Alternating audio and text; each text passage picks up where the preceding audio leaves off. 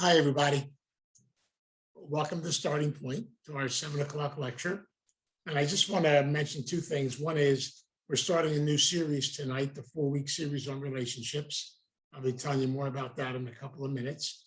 I also just want to mention that if you need information about Starting Point, our podcast will be starting up shortly. And we have a lot of other activities going on. I have two things I want to tell you about. We're running our fundraiser at the end of this month, our golf tournament. So if you have any golfers in the house that are interested, please get in touch. And also, just to let you know, this is kind of weird, but I want to talk about it anyway. They're actually doing a documentary on Starting Point and me, which is coming out in November. And we've had the film crew here quite a bit, picking our brains. So it's been an interesting concept. So we'll tell you more. It's not crazy. It's really cool. It's Okay, called whatever. Starting Point, the story of Vince DiPasqua. So it's tons of fun. It really is great. He's being very modest, but it will be a 22-minute film. They're entering them in film festivals. We're going to have the Starting Point. It's going to be a movie website. The premiere is going to happen, mark your calendars, it's a Tuesday night, November 9th. It will be at the AMC Theater in Cherry Hill. So we're very excited about it. And it's just really great. So hopefully we'll have a trailer and a website up by next week. So I said hopefully, guys, so we'll see what happens. Okay, I'll be quiet, Vince. Okay, you're hired. Oh my God. Anyway, I just wanted to tell you about that. I just want to mention also that if you help, we do pass a virtual basket. It's in the chat room, and it's an interesting little virtual basket. We have a lot of fun with it. And so that's enough of the commercials. And before I get into our topic for tonight, I want to do one of my favorite readings. I love when I do this series, and it's from the Woman's Meditation book on recovery, and it's kind of special. And I love the readings right around July 28th.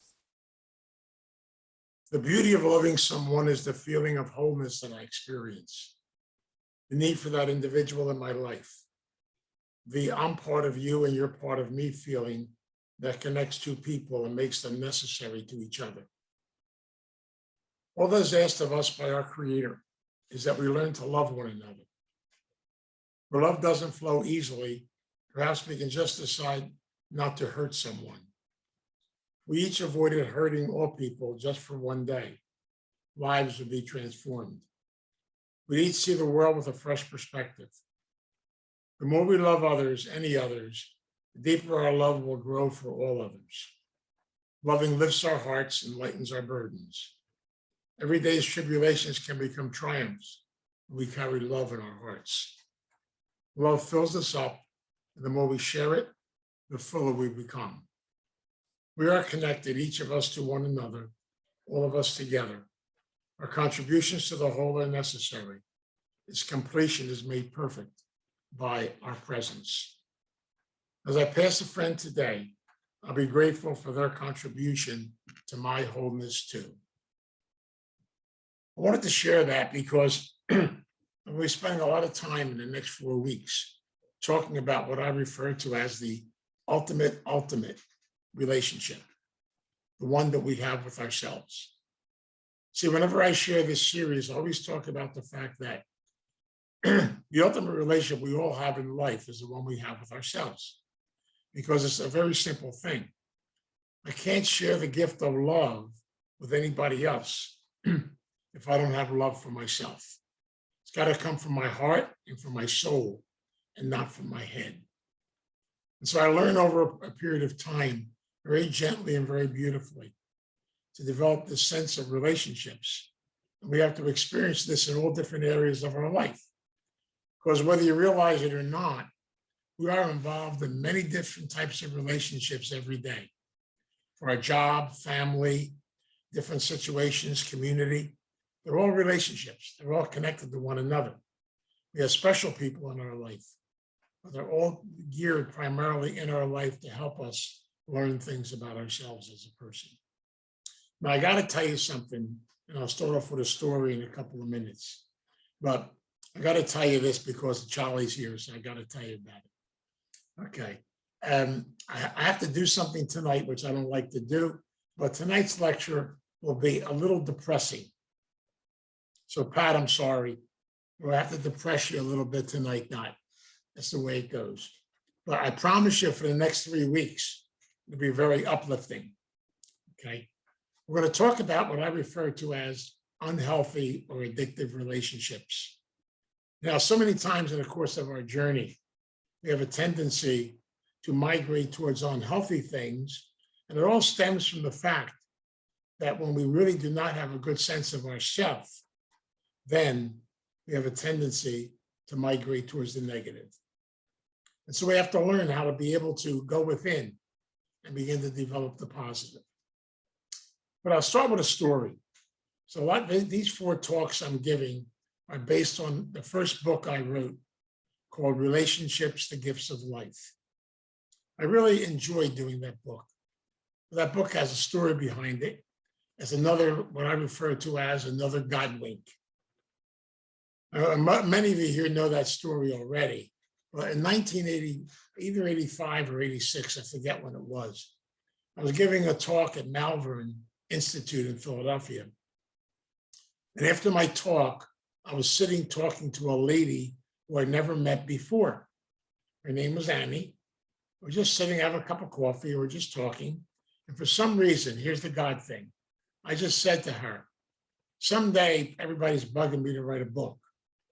So someday I'm going to ask somebody to tape my lectures. We had tapes back then. To tape my lectures, transcribe them on a computer, and then basically I use it as a foundation. And Annie, with a straight face, looked at me and said, not a problem, Vince, I did it already. I've been coming to your lectures, I taped them, I transcribed them on my computer. Next week, she came in and handed me the foundation manuscript for my first book. If that's not a God thing, I don't know what is. Because unbelievable, with another friend of mine who was an editor at the Philadelphia Inquirer, he helped me put that together and we formed it into my first book, which is a small book, but it's got a lot of beautiful things inside of it. Tonight, I want to share the first chapter in that book with you, which talks about the concept that I refer to as addictive or unhealthy relationships. Because very many times in life, we don't realize this, but a lot of our unhealthy relationships are centralized around codependency. And so I'm going to use some of the format from codependency to talk about the aspect of unhealthy relationships. And I use those 3 categories: isolation, fantasy, and caretaking. All 3 of these aspects of relationships are based primarily on the issue of fear and control. And I've learned over the years that fear and control are the great enemies of all of us. Because every time I try to control something or someone, I usually chase it away. And every time I live in fear, I live in negativity. And basically, as a result, I'm not able to really accomplish a lot. And so when I talk about relationships, and remember, these go in a lot of different areas in our life. We talk about isolation or hiding or avoiding or running away from situations in life. I can use a relationship either with my parents, my family, a special person in my life or anything. I can use it as a hiding place. And as a result, then I can even use what I do for a living as a hiding place. Now, for a good 20 to 32 years of my life, when I was in the seminary and the priesthood, it was a fantastic hiding place. You see, I never really had to look at the inside of me, but I could function very well on the outside. And so basically, I never realized that I had a tremendous fear in my life of relationships, and a fear to interact with other individuals and people. So as a result, I stayed in my own little cocoon to avoid becoming a butterfly. I use that analogy because I think we're going to experience over this series is going from our cocoon into a butterfly and to realize the beauty inside of each and every one of us. But when we talk about isolation, we're talking about the fact that I can make anything a hiding place. And this comes down to a song that goes back to the 50s. Now, Charlie, I know you'll remember this, and Billy, you should remember it. There's a few others in here that I don't want to say too many names that probably will remember it. And it's going to go like that. I'm not going to sing it, so don't get nervous, okay? Relax. Okay, Maddie, relax. Okay, I'm not going to sing. And the song goes like this. You are my life. You are my everything. You are my all. What I'm saying is I don't exist. You are everything. Now, it sounds beautiful. It really sounds romantic, doesn't it? But it really is a very sick song, a very codependent song. What I'm saying is I have no existence. I need you to tell me who I am. I need you to show me who I am. And without you, I really can't function. And we had a lot of songs back then that kind of fit this category. Yet they're nice, and we dance to them. I love dancing, so it's a lot of fun. But the bottom line is we have to realize the fact that so many times in life, in isolation, we have a tendency when it comes to relationships to experience something called hostage taking or possessiveness or control. You see, I don't call them relationships. I call them control ships, manipulation ships, and con ships.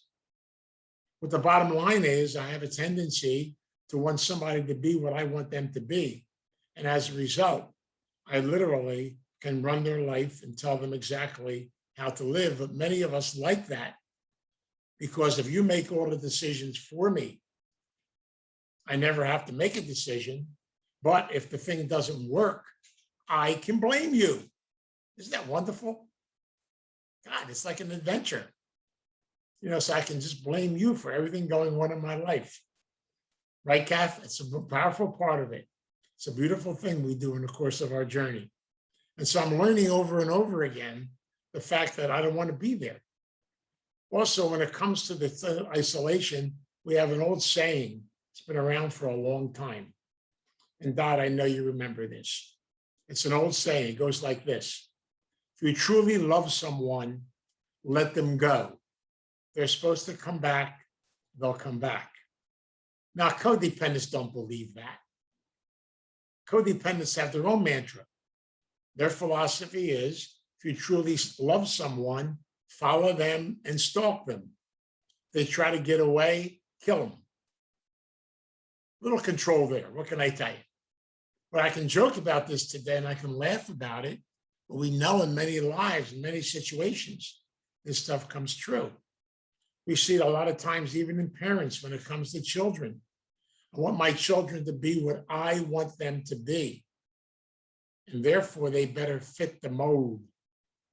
It's called control. I joke about this, but it's one of my personal jokes because I experienced it. We refer to it as the Italian syndrome. Now, I know it's more than just Italians, but we have the 80-year-old Italian mother and the 60-year-old Italian son walking alongside of her. And he says to her, can I date yet? And she says, no, you're not ready. You belong to me. And as a result, I'm scared to death. Even if she dies, I'm still scared to date because she'll probably come back and haunt me and drive the poor girl crazy. But see, we're always trying to protect people and keep them in a mold, and control is a big part of that. So we have to learn that this is not what relationships really are all about. I'll tell you another story, which I experienced at Starting Point, and of course, when I tell stories, by the way, just to let you know, I kind of change them a little bit because I don't want people to be able to think I'm telling their stuff. But anyway, I had someone come in to see me and they said, I need to talk to you. I said, sure, what's up? They said, well, I met this guy and I really like him. I get along real good with him and I've moved in with him. And we're really, it's a nice relationship, but he has some strange behaviors. I said, okay. Well, in our bedroom, he has a photograph of him and his ex-wife on the wall. And she looks a lot like me. And I said, well, I mean, that is strange. I said, it's beyond strange, but that's all right. I said, but look at that concept. Basically, as far as he's concerned, he has not really closed out that relationship. And so as a result, you are what I call a secondary relationship. We have a name for this in addictive circles. It's called rebounding. As a result, if she ever wanted to come back, I'm afraid to get rid of you in 2 seconds flat because he still has his issues going on. And one thing we've learned when it comes to relationships, if I can't break out of one cycle, then I'm never going to be able to move into a new cycle. And that's where boundaries and letting go come into place. We'll be talking more about that in the weeks to come. The second area is called fantasy. And fantasy relationships normally are individuals who have experienced some pretty major trauma. People that were incested, sexually abused, growing up as kids. Kids are embarrassed by their families. And so they have no role model for relationships. And so as a result, they've learned how to create what I call a fantasy relationship. It's a safe relationship because it's all up here. It's in your head. I never have to really act it out. And so as a result, I have a tendency to want to be with people who are not available for relationships. You see, if I can't have you, then I want you. But if you become available, get lost. Because literally, I like the fantasy, I like the insanity, I like the craziness, because I'm used to it. It becomes a way of life after a while. And the fantasy world is a great world. And by the way, don't get me wrong. Everybody should have at least one good fantasy at least once a week. Enjoy it. As long as you know it's a fantasy. If you think it's reality, then you got a problem. But many of us get caught up in this. Get caught up in the fact that we keep searching for this magical person, this individual. And the bottom line is we're not really searching for the magical person, because if that person never came along, we'd sabotage it because of fear, because of anxiety. See, I like the excitement part. And as a result, I've become very much addicted to it. And I'll give you an example of what I'm talking about, because it goes into other areas of different types of addiction, but it also can be connected to parents and children a lot of times. So a lot of times, basically, I can create a fantasy of exactly what I want my child to be. And as a result, we're going to push that child. We see this a lot of times in some of the Olympic sports, in some of the way parents have helicoptered and kept people exactly what they want them to be. And as a result, they end up hurting the individual or pushing the individual too far because they're living out their own fantasy. I never was able to experience this in my own life. So I try to live it out in my child's life. You know, the years I umpired baseball, I experienced this so many times. I see parents trying to live out what they didn't experience in their children. I've had plenty of kids, especially in the senior leagues, that would say to me, I wish my father would never come to the game. I wish they would stay home. They embarrass me all the time because they're pushing me and pushing me and pushing me. I'll never forget, I was umpiring a Little League game, and I got a catcher in front of me, probably, I don't know, if he weighed 65 pounds, it was a miracle. He's got the equipment on, it probably weighs more than him. Of course, I'm supposed to hide behind him, right? Sure. Anyway, that's why whenever I did a Little League game, I used that balloon all the time. It was a lot safer. Anyway, his father is behind the fence yelling at him because a kid is coming around third base. He's yelling, block the plate, block the plate. Remember what I showed you? Just like Johnny Bench in the majors does, block that plate. I says, good God, if that kid ever blocked that plate, he would have got killed. So after the play was over, you're not allowed to block the play in Little League anyway. After the play was over, I turned to her and I said to their father, do me a favor, will you please? Get back in the stands and keep your mouth shut. But I know what's going on. See, he never was able to experience this, so he wants his kid to become what he really wishes he could be. That's that fantasy concept again. It comes the same way in relationships a lot of times. I can create a fantasy in my head. You know, one of the things we see all the time is I can fall in love with someone, with a movie star, all kinds of people, you know, but it's a fantasy. Then I can do some pretty crazy stuff and try to act it out. Then it's no longer a fantasy. Then you got problems. The bottom line is we get caught up in this a lot of times. So when it comes to relationships, a lot of times I have a fear of relationships. I have no role model. And so as a result, then I have a tendency very many times to stay into the fantasy world to avoid reality. The last area we talk about are caretakers when it comes to relationships. Now, if you want to stick around till about midnight tonight, I can talk about this forever. Why? Because, boy, do I fit this category. Did it for a long period of time. We refer to this very many times. Caretakers are normally the goody two-shoes kids, the nice guys and gals, the kids that go from 3 to 40. In short, they kind of give up their childhood. They don't realize it. They're nice people. Don't get me wrong. But usually they're pretty angry. They're pretty frustrated. So they love to get involved in relationships with sickies. The sicker, the better. Bring me your sick and you're deprived, and I will take care of them. But then there's the rules. Caretakers always have rules. I love their rules. The rules are, don't you dare get better, because I'm going to bitch about you, gripe about you, and complain about you all day long.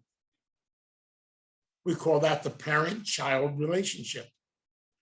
So as a result, we see this a lot of times in the tendency of individuals who literally look for someone they can take care of to avoid having to look at themselves.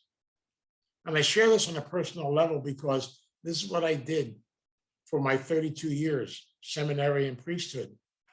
I spent my whole entire life taking care of people. Billy will tell you. I ran 200 programs, all kinds of stuff.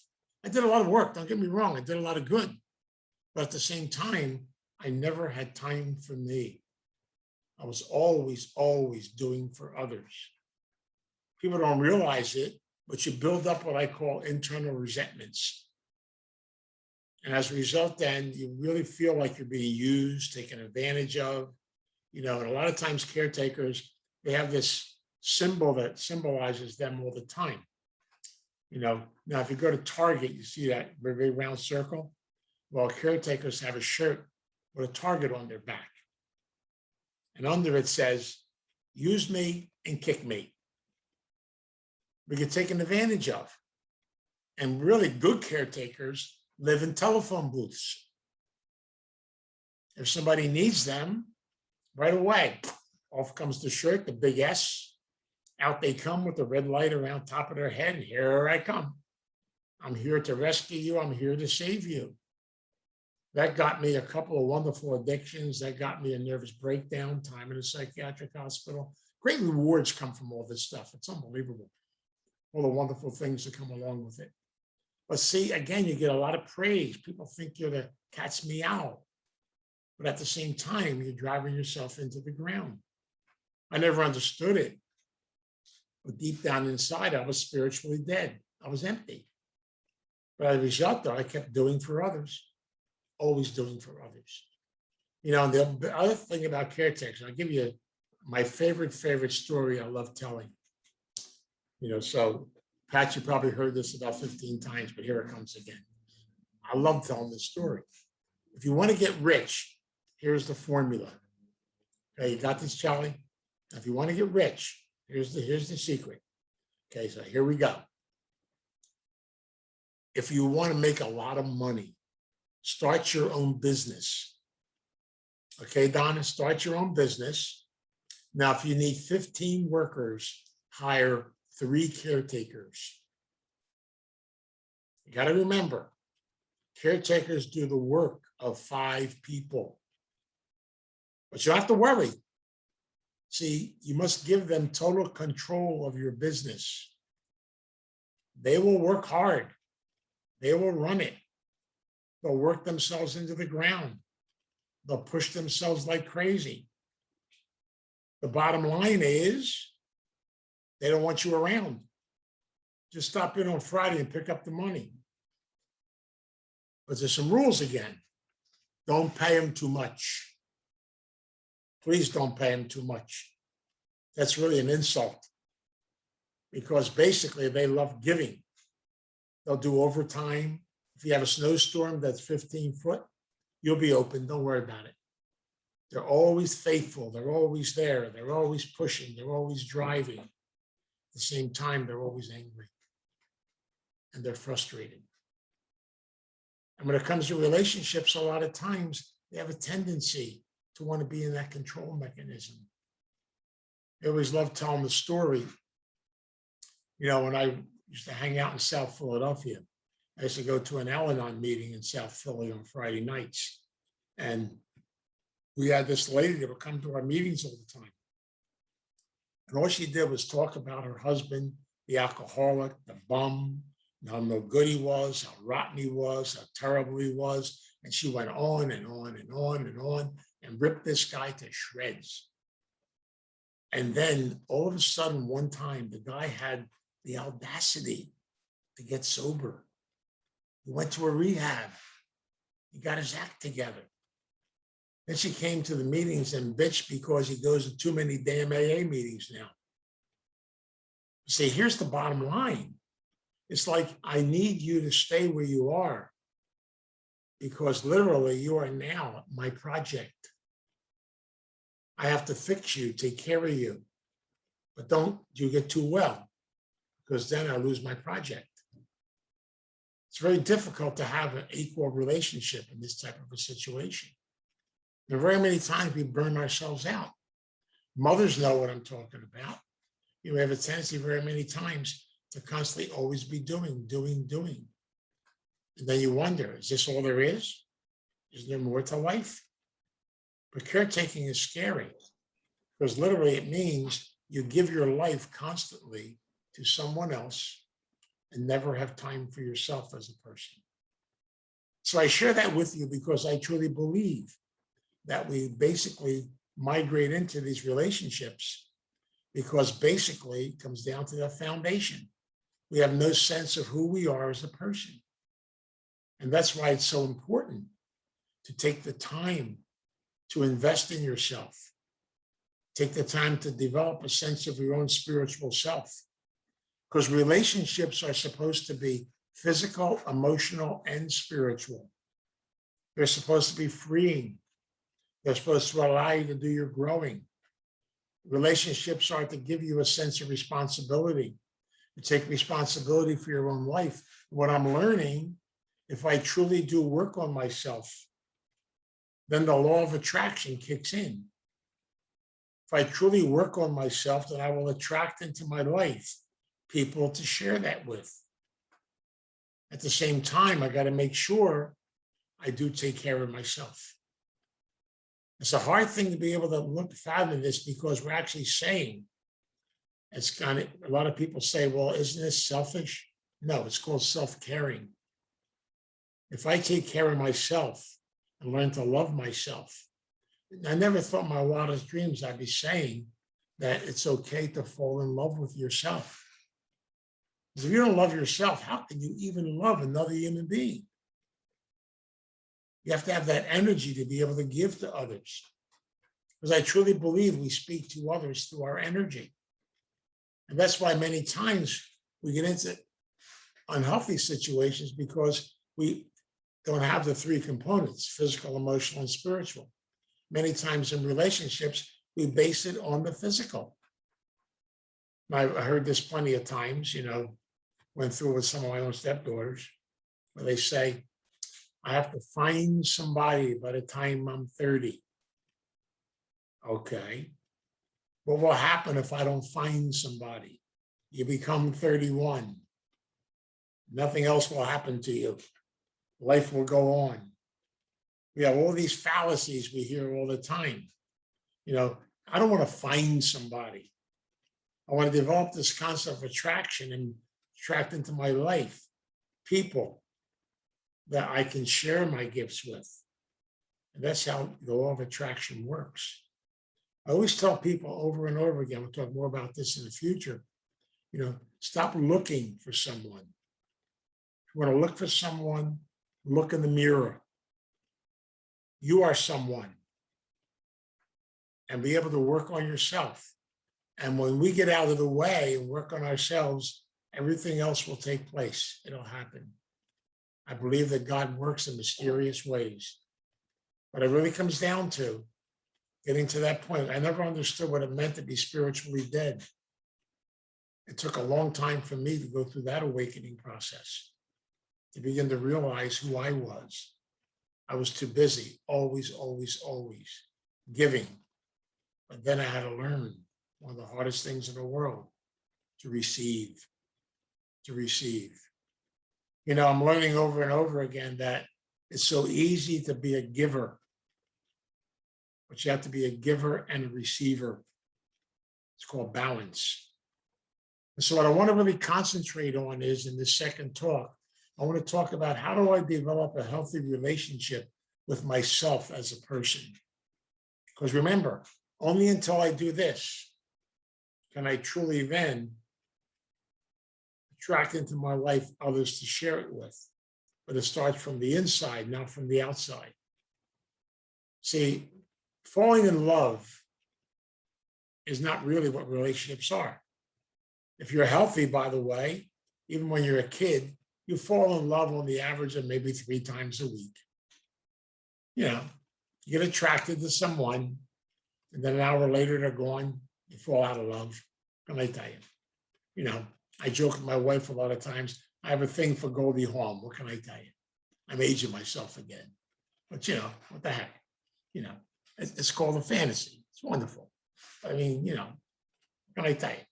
It's called attraction. It's normal. But the bottom line is it's not real. That's okay. And eventually it passes to something else too. It's all part of the journey we go on in life. And so I love this concept because we experience, and we talked a lot about this tonight, our humanness as human beings. And we do make mistakes and we go through transitions. And sometimes, it's the old saying, we have to experience different things so we can do some growing. So I try not to look at things negatively, even though I know tonight was a little bit depressing, but I try to look at them positively, because sometimes we have to go through, I always use the term hell to get to heaven. Because we have to make mistakes to do our learning and our growing. And so what I really want to concentrate on in this series is look within. Look within the gift of yourself as a person and see the beauty inside of you. Because I don't want to end this just on a depressing note. I want us to be able to take some time to go and look inside. Because there's a gift inside of each and every one of us that was given to us by God. It's the power, the energy of love, the energy of healing. The gifts that we have, they're always there. We have to be able to acknowledge them, be in touch with them, and do our own growing. And from that, everything else flows. It flows. One of the things I've learned, and mothers and fathers and people that have to experience this, letting go is the hardest thing in the world. I've seen it happen now with my grandkids who are now getting to an age, I don't know what happened to them, but they grew up. We have to kind of say goodbye to them and let them go on their journey. And sometimes it's sad. We do miss them. But you know what? They're on their journey. We have to support that journey. And we have to realize after a while, it's part of what it means to be a parent, to be a grandparent, to move in different directions. And maybe someday I'll be able to be a great grandfather and then have another little one to have some fun with. We'll see what happens. Everything comes in time. It's all part of God's journey. So I hope this helps you understand at least what unhealthy relationships are. So tonight in my prayer, I want to be able to just emphasize the importance of being able to start the journey of looking within and seeing the gift of who we are as a person, for we are a gift. And I thank God personally for each and every one of you, because each of you are gifts in my life.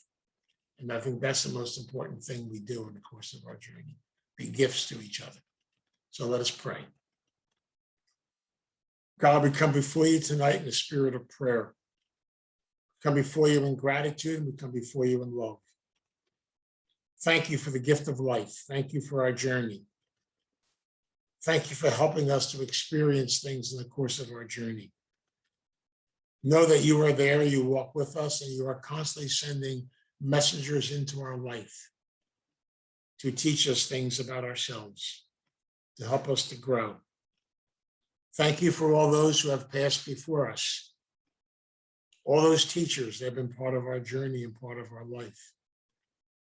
Even the sadness is part of growing and part of learning. Help me to look at the examples of them, the examples of those I will meet on my journey, and help me to realize that if I truly learn to experience the gift of love within my own self, I'll then be able to touch others and share that with others. It has to come from the inside and come from you. You are my guide, you are my strength. You are the one that leads me on the journey. So I look to you with gratitude, I look to you with love, I look to you with thanksgiving for the gifts you have given to each and every one of us. Please help us, stay with us as we walk this crooked journey of life, this uncertain journey, and yet this beautiful journey. We pray and we ask for God's guidance and direction in all that we do. We ask this in your name. Amen. And now I'm going to ask you if you would unmute, and we're going to try to the best of our ability to say the we version of the Serenity Prayer in some sort of unity. Here.